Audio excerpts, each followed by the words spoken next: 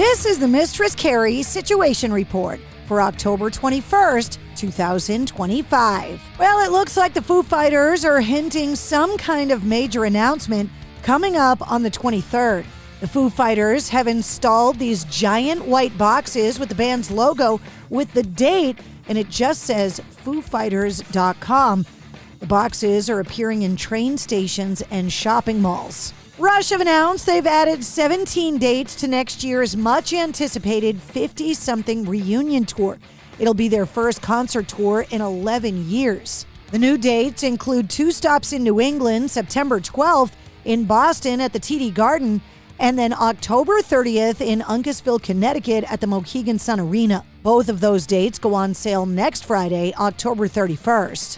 Set to arrive on December 5th, 20th Century Studios and Columbia Records have announced the forthcoming release of Springsteen Deliver Me From Nowhere, the original motion picture soundtrack, featuring 12 new recordings by actor Jeremy Allen White and the cast of the critically acclaimed film. The soundtrack will drop 5 songs arriving alongside the film's release on October 24th. The full album will be available on December 5th on CD, vinyl, and digital. Blondie lead singer Debbie Harry has revealed who she'd like to play her in a potential Blondie biopic.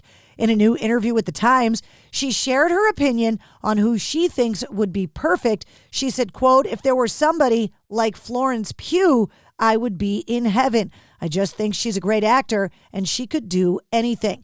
It's the first time Debbie Harry has spoken publicly about a biopic for the band. Back in 2014, she said she supported the idea and that a film would help people have a finer appreciation of the band. Iron Maiden are concluding their 2025 with a bang, celebrating their 50th year by resurrecting Life After Death, a revised limited edition of their 40th anniversary Collector's 2 LP set that's coming out on November 28th.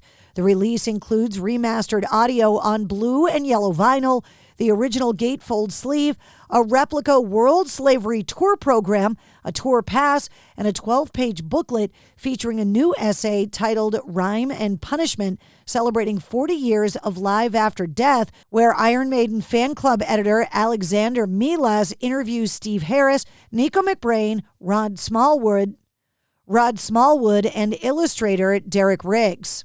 As the band continues to celebrate their legacy this year, they've received their own Royal Mail stamp. They've been honored by the Royal Mint with a collection of official coins, and a documentary film created by Universal Pictures Content Group about Iron Maiden is set to be released in early 2026. The band is also still out on the Run for Your Lives World Tour. Pre-order for the limited 40th anniversary live edition is happening online. The roster for the 2026 edition of the annual Sick New World Festival is expected to be revealed today. The announcement follows months of teasing and recent advertisements unveiling that next year's comeback will be held in 2 cities.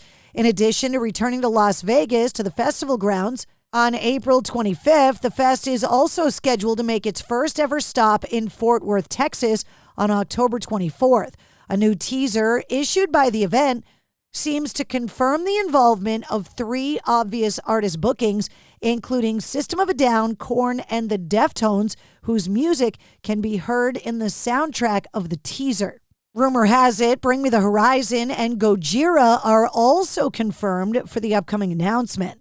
After wrapping up a string of dates with Earshot, the founder, featuring Austin John Winkler, formerly of Hinder, and Lilac, Saliva, has joined forces with Austin John Winkler on the release of a new single called Too Broke to Fix.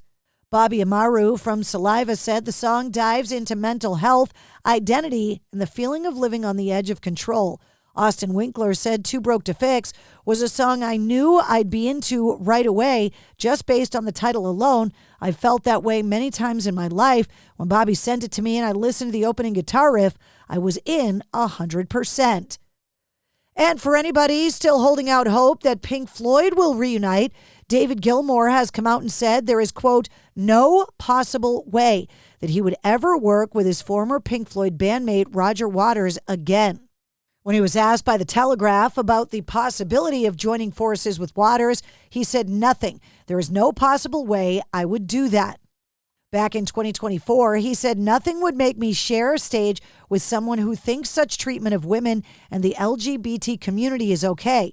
On the other hand, I'd love to be back on stage with Pink Floyd keyboardist Rick Wright, who is one of the gentlest, most musically gifted people I have ever known." Gilmore's wife, Ollie Sampson, has also been vocally outspoken against Roger Waters' politics, accusing him in 2023 of being anti-Semitic to his core and, quote, "a Putin apologist and a lying, thieving, hypocritical, tax-avoiding, lip-syncing, misogynistic, sick with envy megalomaniac." Gilmore reshared that, saying, quote, "Every word is demonstrably true." Roger Waters called those comments incendiary and wildly inaccurate. And that's your sit rep. For more details on all the stories, check the links in the show notes of this episode. And don't forget to like, follow, share, and subscribe to the Mistress Carrie Podcast. New full-length episodes come out every Wednesday. Episode 280, featuring Rory Rodriguez from Dayseeker, is available now.